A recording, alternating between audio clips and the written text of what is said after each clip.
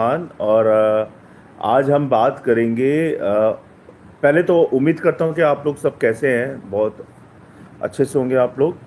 और उम्मीद करता हूँ कि आज जो हम सीखेंगे, पढ़ेंगे, देखेंगे, उससे हम परमेश्वर की आशीष पाएंगे, है ना। तो अ,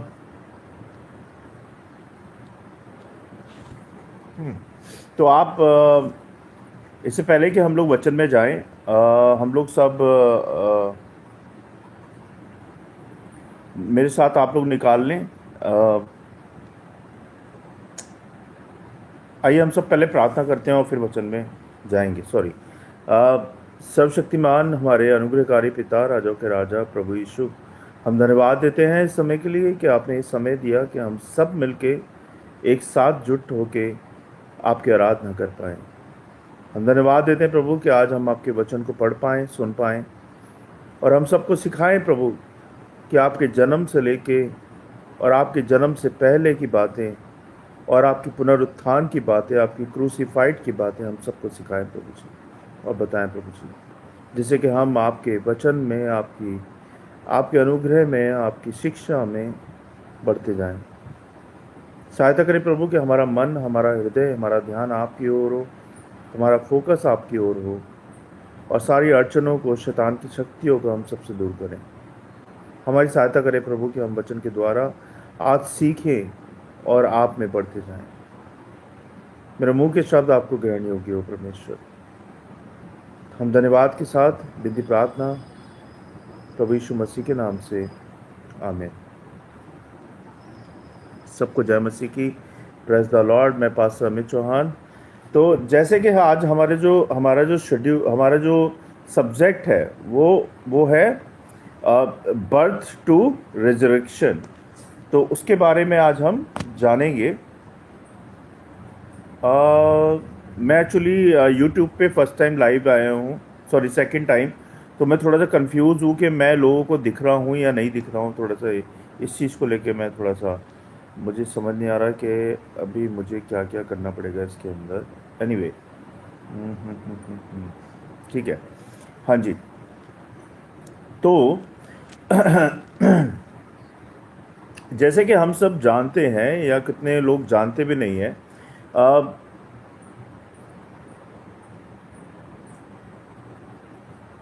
आज हम जो चर्चा कर रहे हैं उस महान उद्धारकर्ता के जीवन के बारे में है, जिन्होंने जिन्होंने हमारे पापों का बोझ उठाया और हमें जीवन का मार्ग दिखाया। उनका नाम है यीशु मसीह, जीसस क्राइस्ट। हमारे उद्धारकर्ता है वो। और ये कहानी केवल इतिहास नहीं है, ध्यान दीजिएगा, ये कहानी केवल इतिहास नहीं है, बल्कि हर विश्वासी के जीवन के लिए मार्गदर्शन है। तो आज हम इस कहानी से देखेंगे कि यीशु का जन्म, यीशु के जन्म से पहले का अस्तित्व और परमेश्वर की योजना क्या थी, है ना। उनका जन्म, यीशु मसीह का जन्म कृपा और आशा का प्रकाश है। उनका जीवन प्रेम और सेवा और शिक्षा है। उनका बलिदान क्रूस पर मृत्यु है। उनका पुनरुत्थान मृत्यु और पाप पर विजय है। जन्म से पहले अनंत योजना जो परमेश्वर पिता ने बनाई थी। अगर आप देखिए मेरे साथ, अगर बाइबल है आप तो बाइबल निकाल ले। यूहन्ना 1 अध्याय 1 से लेके 3 पद में लिखा है, आदि में वचन था और वचन परमेश्वर के साथ था और वचन परमेश्वर था। सब कुछ उसी के द्वारा बनाया गया। यीशु का अस्तित्व संसार के निर्माण से पहले ही हो गया था। परमेश्वर की योजना हमेशा सर्वोत्तम होती है। परमेश्वर की योजना हमेशा ऊंची और सर्वोत्तम होती है और अच्छी होती है। यीशु केवल मानव नहीं थे। यीशु केवल मानव नहीं थे, वे परमेश्वर का वचन और उद्धार करता थे। यीशु आनंद काल से थे और उनका आगमन की योजना परमेश्वर ने बनाई थी।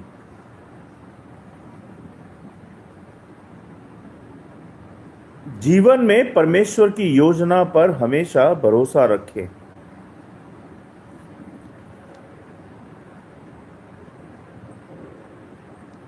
उनका जो जन्म था यीशु मसीह का, वो कृपा और आशा का प्रकाश है।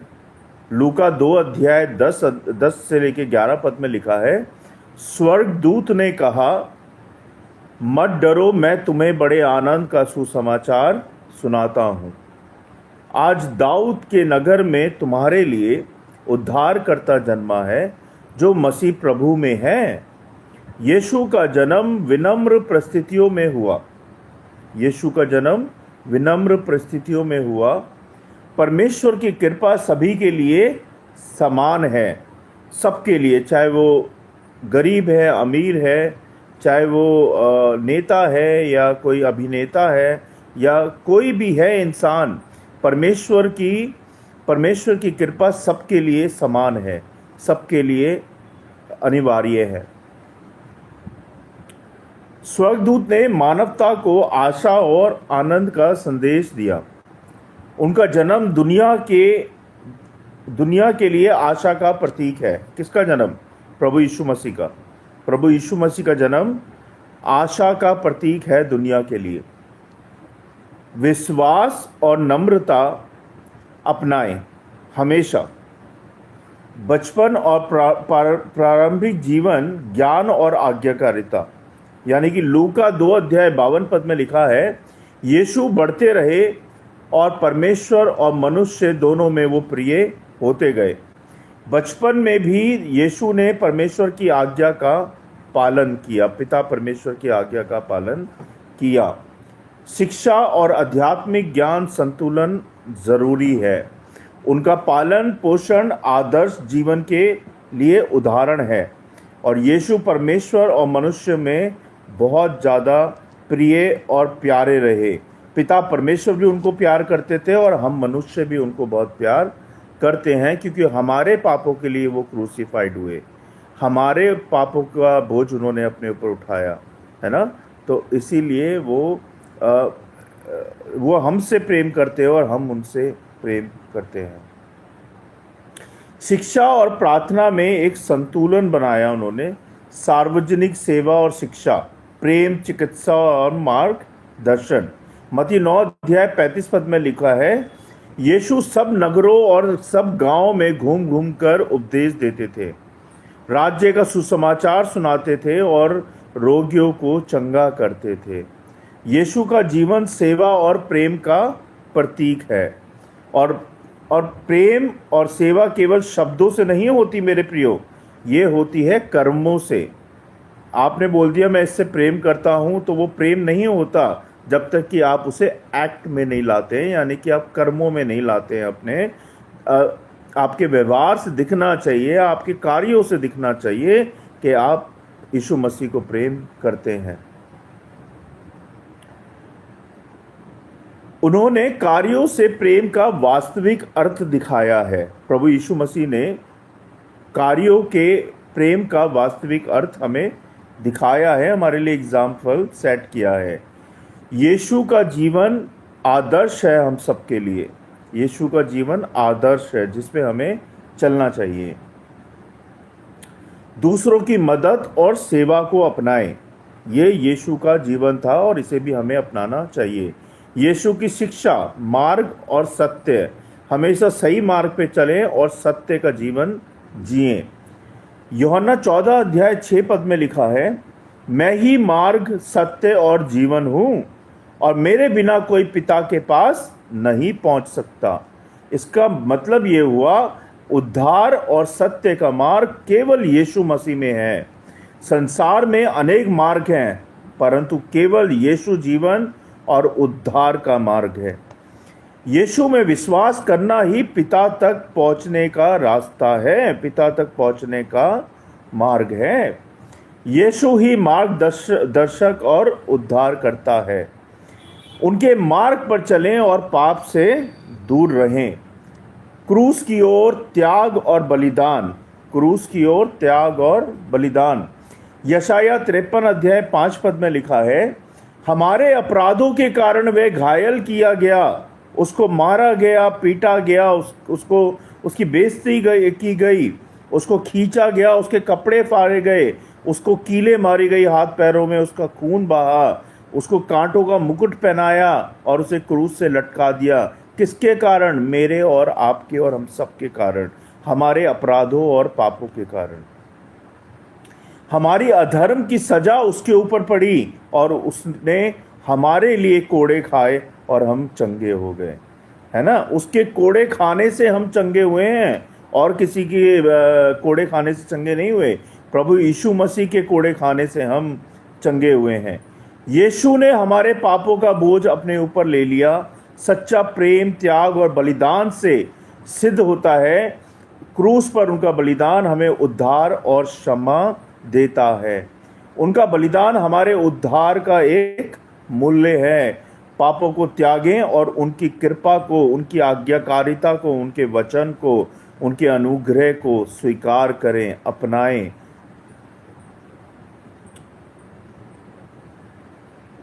मृत्यु और पुनरुत्थान, है ना, जिस पे हम बात कर रहे हैं। विजय का संदेश, यानी कि मत्ती 28 अध्याय 6 पद, वह यहाँ नहीं है जो वह जी उठा है, जैसा उसने कहा था। जैसे प्रभु यीशु मसीह ने कहा था, उसके अनुसार, वचन के अनुसार वो जी उठा है। मृत्यु भी यीशु को नहीं रोक सकी। वो मारे गए, गाड़े गए और तीसरे दिन जीवित हो गए। तो मृत्यु भी यीशु मसीह को नहीं रोक सकी। संघर्ष और मृत्यु पर भी मसीह ने विजय प्राप्त की है। पुनरुत्थान से हमें आनंद, जीवन का आश्वासन मिलता है, विश्वास मिलता है प्रभु के, क्योंकि प्रभु जीवित है। यीशु जीवित है और हमें जीवन देते हैं। अगर आप सच्चा विश्वास करते हैं, आप उनकी आज्ञाकारिता में चलते हैं, तो आपको उनका अनुग्रह, उनकी आशीष जरूर मिलेंगी। और यीशु ही जीवन है, क्योंकि वो हमें जीवन देते हैं। कठिनाई और मृत्यु के डर में भी विश्वास रखें। जब आप दुख में हैं, परेशानियों में हैं, बहुत सारी मुसीबतें हैं आपके घर में, परिवार में, आपके जीवन में, लेकिन आप प्रार्थना करते हैं, प्रभु पे विश्वास रखते हैं, तो उस दुख की घड़ी में भी, उस कठिनाई की घड़ी में भी आपको शांति मिलेगी, आपके परिवार को शांति मिलेगी और आपका मार्गदर्शन पिता परमेश्वर करेंगे।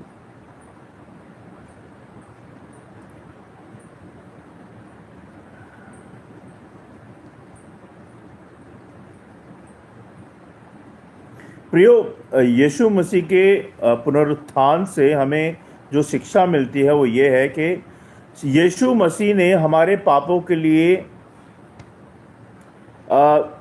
क्रूसीफाइड हुए, है ना, और वह अपने शरीर पर अपने पापों को लेकर क्रूस पर चढ़े, ताकि हम पाप के लिए नहीं बल्कि धर्म के लिए जीवित रहें। तो हमें पाप नहीं करना है, हमें हमें हमें उनकी आज्ञा चलनी है। जिस कारण वो क्रूसीफाइड हुए, हमें वो सब नहीं करना है। उनको अगर हम वो सब करेंगे तो उनको बहुत दुख होगा, उनकी नज़रों में हम गिर जाएंगे, क्योंकि वो हमारे पापों के लिए क्रूसीफाइड हुए। तो हमें क्या करना है? हमें पाप नहीं करने हैं। 1 पतरस 2 अध्याय 24 पद में लिखा है, वे अपने शरीर पर हमारे पापों को लेकर क्रूस पे मरे, ताकि हम पाप के लिए नहीं बल्कि धर्म के लिए जीवित रहें। इससे हमें ये सीखने को मिलता है कि हमारी मुक्ति के लिए यीशु ने स्वतंत्रता और आराम त्याग दिया, स्वर्ग का सिंहासन त्याग दिया, राजा का सिंहासन त्याग दिया, और वो धरती पे आ गए हमारे पापों के लिए, जिससे कि हमारा उद्धार हो पाए। तो आपको, मुझे, हम सबको पाप और बुराई से और भी गलत कामों से दूर रहना है, परमेश्वर के अनुग्रह में सदा बने रहना है। कठिनाइयाँ और पाबंदियाँ हमारे विश्वास को मजबूत करती हैं। कठिनाइयाँ और पाबंदियाँ हमारे विश्वास को मजबूत करती हैं। इब्रानियों 12 अध्याय 3 पद में लिखा है, प्रियो, उसका ध्यान करो जिसने पापियों से इतनी विपरीत परिस्थितियां सहन की, ताकि तुम थक कर हिम्मत ना खो जाओ। ये सिखाता है वचन हमें कि संघर्ष और पाबंदियां हमेशा हमें धैर्य और विश्वास में बढ़ने का अवसर देती हैं। अब एक बात बताओ आप मुझे, जब हमारे पास दुख आते हैं तभी हम परमेश्वर को याद करते हैं, लेकिन जब हमारे पास सुख होते हैं, घर होता है, गाड़ी होता है, पैसा बैंक बैलेंस होता है, परिवार अच्छा चल रहा होता है, तो क्या हम परमेश्वर पिता को कभी धन्यवाद देते हैं कि पिता तूने जो दिया उसके लिए धन्यवाद? कभी हमने बैठ के धन्यवाद दिया है? नहीं देते।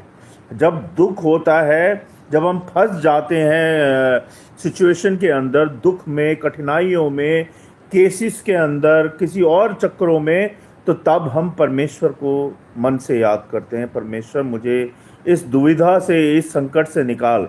तो जब हम दुख में याद करते हैं तो क्यों ना सुख में भी याद करें, है ना? अगर आप सिर्फ दुख में याद करते हो और सुख में याद नहीं करते हो तो वो आराधना नहीं होती और वो विश्वास नहीं होता। आपको दोनों घड़ी में परमेश्वर को याद रखना है, चाहे वो दुख हो, सुख हो। सुख है तो धन्यवाद दो, दुख है तो परमेश्वर को पुकारो और परमेश्वर आपकी सहायता जरूर करेंगे। यीशु को न्यायिक पाबंदियों और धार्मिक नियमों के बीच अपनी राह पूरी करनी थी। आपने देखा होगा जब यीशु मसीह को पकड़ा गया तो उनके साथ क्या क्या किया गया। उनको पकड़ा गया, उनसे क्वेश्चन आंसर किए गए, लेकिन वो जो उनका जो फोकस था वो यही था कि हमारे पापों के उद्धार के लिए उन्होंने क्रूसीफाइड होना है। उनको कोई पकड़ नहीं सकता था, उनको कोई मार नहीं सकता था, क्योंकि वचन में लिखा है, क्योंकि पिता परमेश्वर की आज्ञा को वो पूरा कर रहे थे, इसीलिए उन्होंने क्रूसीफाइड हुए, इसीलिए उन्होंने हम सब के पापों के उद्धार के लिए क्रूसीफाइड हुए, क्योंकि वो हम सब से, दुनिया से, ये नहीं कि ये क्रिश्चियन से ही प्यार करते हैं। यीशु मसीह सिर्फ क्रिश्चियन के परमेश्वर नहीं है, यीशु मसीह हम सब के परमेश्वर हैं, पूरी दुनिया के परमेश्वर हैं। और यीशु मसीह हम सबको अपने पास बुलाते हैं कि मेरे पास आओ, मैं तुम्हें शांति दूंगा, मैं तुम्हें अनुग्रह दूंगा, मैं तुम्हें धैर्य दूंगा, मेरे पास आओ, मैं तुम्हें सब कुछ दूंगा, क्योंकि वो हमारी हर ज़रूरत को, हमारी हर परेशानी को जानते हैं। वो सिर्फ ये कहते हैं मुझ पे विश्वास करो और मैं तुम्हें वो सब कुछ दूंगा जो तुम्हारी ज़रूरतें हैं।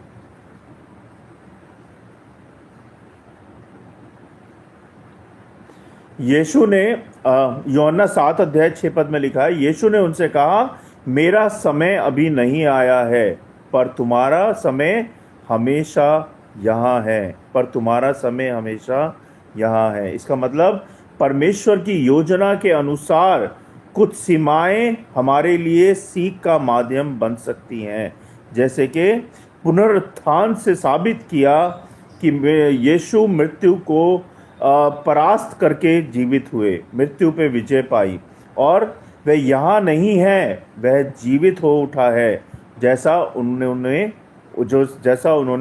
कहा था। मत्ती 28:6 में लिखा है, वह यहाँ नहीं है, वह जीवित हो उठे हैं, जैसा उन्होंने कहा था। सीमाएं जो हैं अस्थाई हैं, पर परमेश्वर की शक्ति स्थायी है। हमारी जो पाबंदियां हैं वो कुछ समय के लिए है, लेकिन परमेश्वर की जो शक्ति है, परमेश्वर की जो पावर है, वो स्थायी है। आज भी ऐसे ही है, कल भी ऐसे ही थी और हमेशा ऐसे ही रहेगी, तो उसको स्थायी बोलते हैं। अब कुछ मैं आपको बातें बताऊंगा। जीवन में समाधान क्या है, हमारे जीवन में समाधान क्या है। जब हम सीमाओं या कठिनाइयों का सामना करते हैं तो यीशु के उदाहरण से आपको साहस लेना चाहिए, सीखना चाहिए। मैं मसीह में सब कुछ कर सकता हूं जो मुझे बल देता है। फिलिपियों 4:13 में लिखा है, मैं मसीह में सब कुछ कर सकता हूं जो मुझे बल देता है। अपनी सारी चिंता, अपनी सारी परेशानियां, अपने सारे बोझ, अपने सारे दुख यीशु मसीह को बताओ प्रार्थना के द्वारा, है ना? क्योंकि वो तुम्हारी परवाह करता है, वो तुमसे प्रेम करता है, और वो तुम्हारी हर परेशानी का, तुम्हारे दुखों का, तुम्हारी चिंताओं का हल निकालेगा, तुम्हारा मार्गदर्शन करेगा। 1 पतरस 5:7 में लिखा है ये। और मैं इस संदेश का आखिरी बात बताऊंगा आपको। इस संदेश की जो शिक्षा है वो ये कहती है, जैसे यीशु ने अपने जीवन में पाबंदियां सहकर हमारे लिए रास्ता खोला, वैसे ही हम भी अपने जीवन की सीमाओं में विश्वास और धैर्य से आगे बढ़ सकते हैं। तो ये था मेरे प्रियो आज का वचन।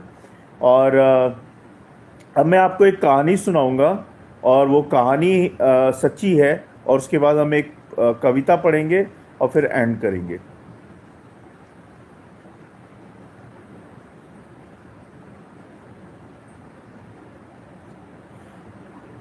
एक जो शीर्षक है इस कहानी का वो है एक परिवार का दिया।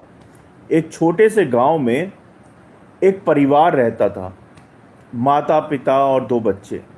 उनके पास ज़्यादा पैसा नहीं था, बहुत कम धन था, बड़े परेशानियों में थे, लेकिन वे हमेशा साथ बैठकर खाना खाते, प्रार्थना करते और खुशियां और दुखों को बांटते थे।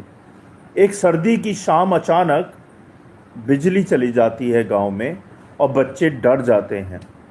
तभी पिता ने पुरानी मिट्टी का दिया जलाया। हल्की सी रोशनी पूरे कमरे में फैल गई और माँ मुस्कुरा के बोली, देखो छोटा सा दिया भी अंधेरे को मिटा देता है। छोटा सा दिया भी अंधेरे को मिटा देता है। उसी तरह परिवार का थोड़ा सा प्यार और एकता भी जीवन का डर मिटा देती है। उस दिन बच्चों ने समझा कि असली ताकत धन नहीं है, परिवार है, एकता है, प्रभु यीशु मसीह हैं। और वो प्रार्थनाएं करते थे और अपने जीवन की शैली में आगे बढ़ते थे। तो इससे ये शिक्षा मिलती है कि जो परिवार एकजुट रहता है, परमेश्वर की आज्ञाओं को मानता है, परमेश्वर के वचन को पढ़ता है, वह अंधेरे समय में भी प्रकाश फैलाता है, ज्योति फैलाता है। तो यीशु मसीह ज्योति हैं अंधेरे में। जब आप यीशु मसीह का वचन पढ़ते हैं, यीशु मसीह के वचन को मनन करते हैं, उसको अपने अपने जीवन में उतारते हैं, जीते हैं उसको, तो जो भी अंधेरा आपके जीवन में है उसमें उजियाला हो जाता है। जो भी दुख है उसकी घड़ी में शांति मिलती है। तो मेरे प्रियो, परमेश्वर पिता पे विश्वास करो, प्रभु यीशु मसीह पे, और अपने जीवन को सही करो। और मैं आपको एक पोयम बताऊंगा और उसके बाद हम एंड करेंगे।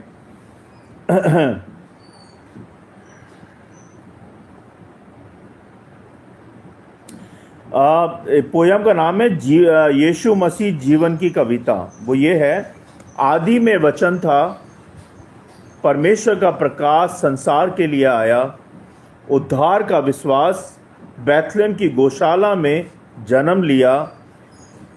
माँ मरियम की गोद में आया संसार का तारा, स्वर्गदूतों की खुशखबरी हर दिल में उजाला। दाऊद के नगर में हुआ प्रेम का अनुपम माला, बचपन में बड़े ज्ञान और आज्ञा में प्रेम। परमेश्वर और मनुष्य दोनों में प्रिय थे हर क्षण, सारा नगर घूम घूम कर किया सेवा का काम। रोगियों को चंगा किया, भूखों को दिया भोजन। मैं ही मार्ग, सत्य और जीवन हूँ, कहा उन्होंने। हर पथ पर चलो मेरे साथ, जीवन को सफल बनाओ अपने। क्रूस पर उठा लिया हमारे पापों का बोझ भारी, कोड़े और पीड़ा सहकर किया उद्धार हमारा। तीसरे दिन जी उठे मृत्यु पर विजय संदेश। जो माने उनका मार्ग पाए आनंद जीवन का स्नेह। प्रियो भाइयों बहनों, ये कहानी सच्ची और प्यारी और प्रेम, सेवा, विश्वास और बलिदान की शिक्षा देती है। तो ये था आज का संदेश, और कुछ गलती हो गई हो तो माफ़ कीजिएगा। हमारा मेन मोटिव यही है कि हम परमेश्वर के वचन को सबको बताएं, जो हमने सीखा है हम दूसरों को सिखाएं, है ना। आइए हम सब मिलकर प्रार्थना करेंगे। आप सबको जय मसीह की। गुरुदेव भाई, बहुत बहुत धन्यवाद कि आप जुड़े इसके लिए। हाँ, मेरा परिवार बहुत अच्छे से है भाई, थैंक यू सो मच कि आप जुड़े यहाँ पे। बहुत बहुत धन्यवाद। आपका परिवार कैसा है? Thank you. आइए हम सब मिलकर प्रार्थना करेंगे। सर्वशक्तिमान हमारे अनुग्रहकारी पिता, राजाओं के राजा, प्रभु यीशु, हम धन्यवाद देते हैं इस समय के लिए। और धन्यवाद देते हैं प्रभु आज के वचनों के लिए कि आपके वचनों ने हमें सिखाया प्रभु कि हमें कैसे अपने जीवन को जीना है, कैसे हमें अपने जीवन में रहना है। इसके लिए धन्यवाद प्रभु जी। आपके वचन ही हैं प्रभु जो हमें सत्य मार्ग और जीवन का मार्ग दिखाते हैं प्रभु जी। आपके वचन ही है जो हमें सही शिक्षा देते हैं प्रभु। आपके वचन ही है जो हमारा उद्धार करते हैं प्रभु। आपके वचन ही है जो हमारी आंखें खोलते हैं परमेश्वर और हमारे कानों को खोलते हैं। हम धन्यवाद देते हैं प्रभु जी आज के वचनों के लिए, आपके जीवित वचनों के लिए। होने दे प्रभु कि हम पाप से, बुराई से दूर रहें हमेशा। जैसे आप पवित्र रहे इस धरती पर, ऐसी हमें भी पवित्र बनाए प्रभु जी, और हमें पवित्र रहने की शिक्षा दे प्रभु। होने दे प्रभु कि हमेशा हम आपके अनुग्रह में, आपके शिक्षा में बढ़ते जाएं, और हमारी सहायता करें प्रभु कि आपके वचन के अनुसार हम वही करें जो आप हमसे चाहते हैं। आपकी इच्छा पूरी हो हमारे जीवन में, हमारी हर बात में, आपकी शिक्षा में, आपके अनुग्रह में आपकी इच्छा पूरी हो। हमारी सहायता करें प्रभु कि हर समय हम आपके कहे अनुसार चले, आपके इच्छा के अनुसार जिए प्रभु। जो लोग मुझे देख रहे, सुन रहे प्रभु, उन सबको ब्लेस करें, उन सबको आशीषित करें, उनके परिवारों को, उनकी फैमिलीज़ को, उनके बच्चों को, उनके कामकाजों को, उनकी स्टडीज़ को, और जो भी उनके फ्यूचर की प्लानिंग है प्रभु, उन सबको ब्लेस करें, जिससे कि वो आपकी शांति पा पाएँ, आपकी आशीषें पा पाएँ प्रभु जी। उन सबको अपने अनुग्रह में लें। सहायता करें प्रभु कि हम आपके वचन को ग्रहण कर पाएँ और आपके वचन के अनुसार जी पाएँ रोज़मर्रा की ज़िंदगियों में, और वही करें जो आप हमसे चाहते हैं प्रभु। हमें पाप से, बुराई से दूर रखें, शैतान से दूर रखें, शैतान की शक्तियों से हमें दूर रखें, और हम सबको शुद्ध करें, पवित्र करें, और हमारे पापों के लिए हमें क्षमा करें प्रभु जी। हम धन्यवाद देते हैं प्रभु हर एक आशीष के लिए, अभी तक संभालने के लिए। इन वचनों को प्रभु करोड़ों गुना फैला, करोड़ों गुना उन कानों तक पहुंचा प्रभु जिन कानों ने आज तक आपके वचन को नहीं सुना, आपको नहीं सुना, आपको नहीं जाना, उन तक पहुंचा प्रभु जी। हम धन्यवाद देते हैं प्रभु हर एक चीज़ के लिए, और विनती प्रार्थना करते हैं प्रभु हमारे प्रेयर ग्रुप के लिए। हमारा प्रेयर ग्रुप जो व्हाट्सएप ग्रुप पे है, उन सबको प्रभु आशीषित करें और सबको बढ़ाएं, उन्नति दें प्रभु, सबको आशीष दें, और उनकी फैमिलियों को, उनके परिवारों को संभालें प्रभु जी। हम विनती प्रार्थना करते हैं प्रभु हमारे दोनों पेजेस और दोनों चैनल के पेजेस हैं, बाइबल प्रेयर फॉर ऑल और फेथ ऑनलाइन चर्च, एंड ऐसे ही हमारे दो चैनल हैं, Bible prayer for all YouTube channel and faith online church YouTube channel. इन चारों चीज़ों को आशीषित करें, ब्लेस करें प्रभु, और आपके अनुग्रह में ऐसे ही हम वचन के द्वारा बढ़ते जाएं। आज के प्रचार के लिए क्षमा कीजिएगा प्रभु, मुझे प्रचार करना नहीं आता, आपने मुझे सिखाया है प्रभु, इसके लिए धन्यवाद परमेश्वर। धन्यवाद प्रभु के आज के प्रचार में आपने सहायता, मदद की और हर चीज़ से संभाला। बहुत बहुत धन्यवाद देते हैं प्रभु, सारी बातों के लिए, सारी चीज़ों के लिए, सारी आशीषों के लिए बहुत बहुत धन्यवाद प्रभु। धन्यवाद प्रभु कि आज का दिन दिया आपने, कि हम जीवित हैं, स्वस्थ हैं। आपने हमें सांसें दी प्रभु, ये शरीर दिया, घर दिया, परिवार दिया, बच्चे दिए प्रभु जी, संगति दी प्रभु, कामकाज दिया, हर वो बात दी प्रभु जिसके लिए हम जी रहे हैं, ये सृष्टि दी जिसमें हम एंजॉय कर रहे हैं प्रभु जी। हम धन्यवाद देते हैं प्रभु हर एक बात के लिए, हर चीज़ के लिए धन्यवाद प्रभु। और जहाँ जहाँ फ्लड एरिया है प्रभु, जहाँ लोग मर गए हैं, उनकी आत्माओं को शांति दें। जिनके लोग अभी तक फंसे हुए हैं, उनको निकालने में सहायता, मदद करें। और जो लोग प्रभु जिनके पास अभी तक सहायता, मदद नहीं पहुंची है सरकार की या आम आदमियों की, वहाँ तक सहायता पहुँचाए प्रभु, और सबको शांति दे, आराम दे, और सबकी रक्षा सुरक्षा बांधे रखे प्रभु।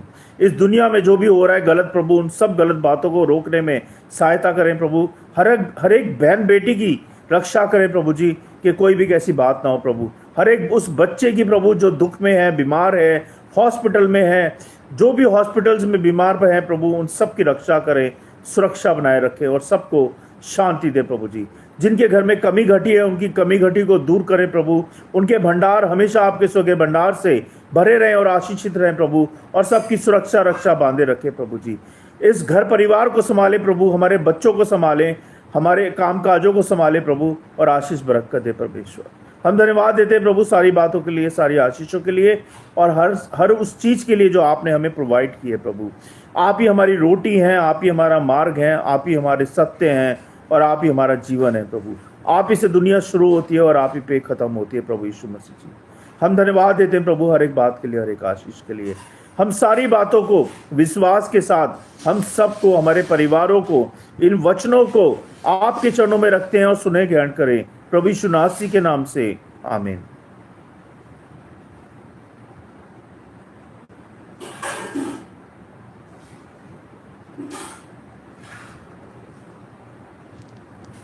सबको जय मसीह की। God bless you all, thank you so much. हमारा जो शेड्यूल है मैं आपको बता देता हूँ। मंडे को हम लोग डिशेपलशिप कोर्स करते हैं इंस्टाग्राम पे रात को 10 बजे लाइव आते हैं। उस पर हम रोज़ाना, पेज का नाम है बाइबल प्रेयर फॉर ऑल, और इसी पेज पे हम मंडे टू सैटरडे अपना शेड्यूल रखते हैं। ट्यूसडे को हम लोग बच्चों और किड्स के लिए बाइबल स्टडी रखते हैं, वो भी रात को 10 बजे होता है लाइव। एंड उसके बाद हम लोग बुधवार को प्रेयर करते हैं हम सब के लिए, और हमारा प्रेयर ग्रुप भी है व्हाट्सएप पे जिसका नाम है प्रेयर 24/7, जिसमें अगर आप ज्वाइन करना चाहते हैं तो आप मुझे डीएम करें और मैं आपको उसका नंबर शेयर कर दूंगा। और थर्सडे को हम लोग टेस्ट मनी शेयर करते हैं सेम पेज पे सेम टाइम पे। फ्राइडे को हम लोग फास्टिंग प्रेयर करते हैं, और फास्टिंग प्रेयर के द्वारा बहुत लोगों को आशीषें मिली हैं परमेश्वर से, और उनके दुखों का निवारण हुआ है। और सैटरडे को हम लोग रेगुलर बाइबल स्टडी करते हैं रात को 10 बजे सेम पेज पे सेम टाइम पे। और संडे को सुबह 10 बजे हम लोग वर्शिप के लिए मिलते हैं, जैसे कि हम आज मिल रहे हैं। तो ये हमारे पूरे वीक का शेड्यूल होता है। पूरे महीने में यही साइकिल चलता रहता है, मंडे से लेके सैटरडे संडे तक, है ना। तो अगर आप किसी चीज़ में जुड़ना चाहते हैं तो प्लीज़ ज़रूर जुड़िए। और आप सबसे विनती प्रार्थना है कि आप लोग हमारे परिवारों के लिए प्रार्थना करें, हमारी सेवा के लिए प्रार्थना करें, हमारी मिनिस्ट्री के लिए प्रार्थना करें जो हम कर रहे हैं। हमारी सेवा यही है कि हम हर एक वचन को हर एक कान तक पहुंचा पाएँ, हर एक घर तक पहुंचा पाएँ परमेश्वर के। और अभी हमारे पास ऑनलाइन चर्च है, हमारे पास ऑफलाइन चर्च नहीं है। उसके लिए भी दुआ करें कि हम जल्द से जल्द अपना ऑफलाइन चर्च इस्टेब्लिश कर पाएँ दिल्ली के अंदर और भी जगहों पे। अभी हमारे पास चर्च नहीं है, तो दुआ करें और सपोर्ट करें। Thank you so much. God bless you all. आप सबको परमेश्वर बहुत बहुत ब्लेस करे। Thank you. हम फिर मिलेंगे। तब तक के लिए bye. Thank you so much.